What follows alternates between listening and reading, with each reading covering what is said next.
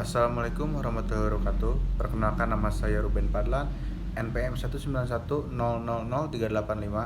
mahasiswa Fakultas Hukum Universitas Pasundan Bandung. Saya membuat video ini untuk memenuhi tugas mata kuliah Hukum Jaminan kelas C yang diampu oleh Bapak Dr. Saim Aksanuddin SHMH. Tinjauan hukum jaminan di Indonesia. Hukum jaminan terdiri dari dua kata, yaitu hukum dan jaminan. Berdasarkan pendapat pakar hukum, jaminan dapat diartikan sebagai sesuatu yang diberikan debitur kepada kreditur untuk menimbulkan keyakinan bahwa debitur akan memenuhi kewajiban yang dapat dinilai dengan uang yang timbul dari suatu perikatan.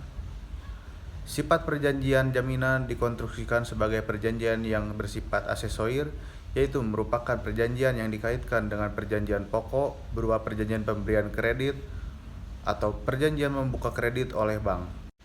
Kedudukan perjanjian penjaminan yang dikonstruksikan sebagai perjanjian aksesor itu menjamin kuatnya lembaga jaminan tersebut bagi pemberian kredit oleh kreditur.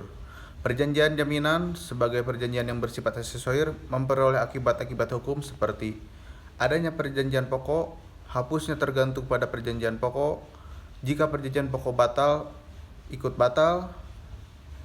beralihnya perjanjian pokok, jika perutangan pokok beralih karena cesi, subrogasi, maka ikut beralih juga tanpa adanya penyerahan khusus.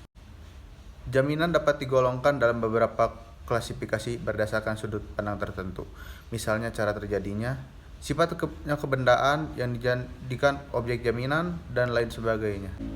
Jaminan karena undang-undang adalah jaminan yang dilahirkan atau diadakan oleh seperti jaminan umum, hak privilege, dan hak retensi yang tercantum dalam pasal 1132 dan pasal 1134 ayat 1 Kitab Undang-Undang Hukum Perdata. Sedangkan jaminan karena perjanjian adalah jaminan yang dilahirkan atau diadakan oleh perjanjian yang diadakan oleh perjanjian para pihak seperti gadai, hipotek, hak tanggungan, fidusia, dan jaminan resi gudang. Pengertian hukum jaminan.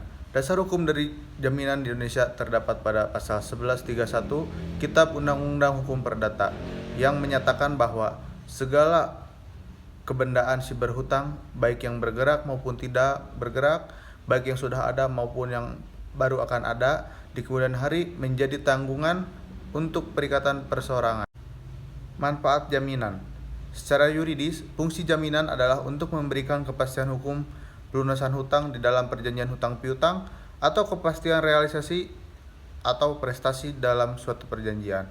Dengan mengadakan perjanjian penjaminan melalui lembaga-lembaga jaminan yang dikenal dalam hukum Indonesia. Kemudian, macam-macam lembaga jaminan. Adapun untuk macam-macam lembaga jaminan dapat dibedakan berdasarkan jenis benda yang menjadi objek dari hak jaminan.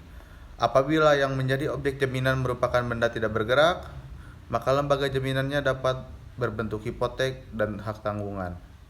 Sedangkan, jika yang menjadi objek jaminan merupakan benda bergerak, maka lembaga jaminannya adalah gadai dan fidusia. Dari rumusan pasal 1131 dan pasal 1132 Kitab Undang-Undang Hukum Perdata tersebut dapat disimpulkan bahwa ada dua macam bentuk jaminan, yaitu yang pertama, jaminan umum. Definisi dari jaminan umum adalah jaminan yang diberikan bagi kepentingan semua kreditur yang menyangkut semua harta kekayaan debitur. Dari definisi tersebut dapat dilihat bahwa benda-benda jaminan tidak hanya diperuntukkan untuk kreditur tertentu, akan tetapi hasil dari penjualan benda yang menjadi jaminan akan dibagi secara seimbang untuk seluruh kreditur sesuai dengan jumlah hutang yang dimiliki oleh debitur.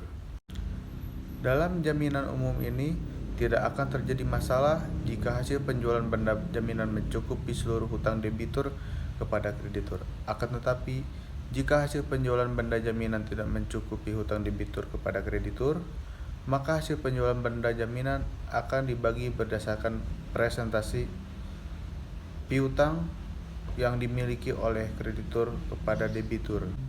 Hal ini akan tetap menjadi masalah karena hutang debitur tetap tidak dapat dibayar secara lunas sehingga akan menimbulkan kerugian terhadap kreditur. Jadi, jaminan umum masih belum memberikan keamanan bagi kreditur untuk mendapatkan pelunasan atas piutangnya secara penuh. Untuk memberikan keamanan terhadap pelunasan hutang kepada debitur, dibutuhkan suatu bentuk jaminan yang memberikan hak kepada kreditur untuk menjadi kreditur preferen, yaitu kreditur yang harus didahulukan dalam pembayaran di antara kreditur-kreditur lainnya jika debitur melakukan prestasi. Yang kedua, ada jaminan khusus. Bentuk jaminan khusus muncul sebagai usaha untuk mengatasi kelemahan yang ada pada bentuk jaminan umum. Dalam pasal 1132 Kitab Undang-Undang Hukum Perdata terdapat kalimat yang berbunyi, kecuali di antara prakreditur ada alasan-alasan yang sah untuk didahulukan. Dengan adanya kalimat tersebut dalam pasal 1132 Kitab Undang-Undang Hukum Perdata, terdapat kemungkinan diadakan perjanjian yang menyimpang dari pengaturan jaminan umum. Bentuk jaminan khusus ditentukan secara terbatas dan tegas pada pasal 1133 Kitab Undang-Undang Hukum Perdata yang menyatakan bahwa hak untuk didahulukan di antara orang-orang berpiutang terbit dari hak istimewa, dari gadai, dan dari hipotek.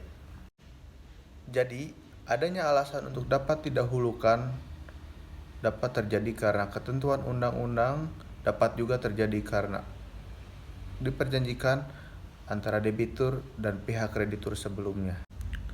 Kemudian, jaminan kebendaan. Jaminan kebendaan adalah jaminan yang memberikan kepada kreditur atas suatu kebendaan milik debitur hak untuk memanfaatkan benda tersebut jika debitur melakukan prestasi.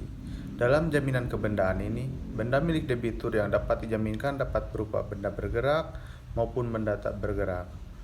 Untuk benda bergerak dapat dijaminkan dengan gadai dan fidusia, sedangkan untuk benda yang tidak bergerak dapat dijaminkan dengan hak tanggungan. Sekian presentasi materi yang dapat saya sampaikan. Mohon maaf bila ada kesalahan kata-kata atau kesalahan dalam penyampaian. Wabillahi taufiq wa hidayah. Wassalamualaikum warahmatullahi wabarakatuh.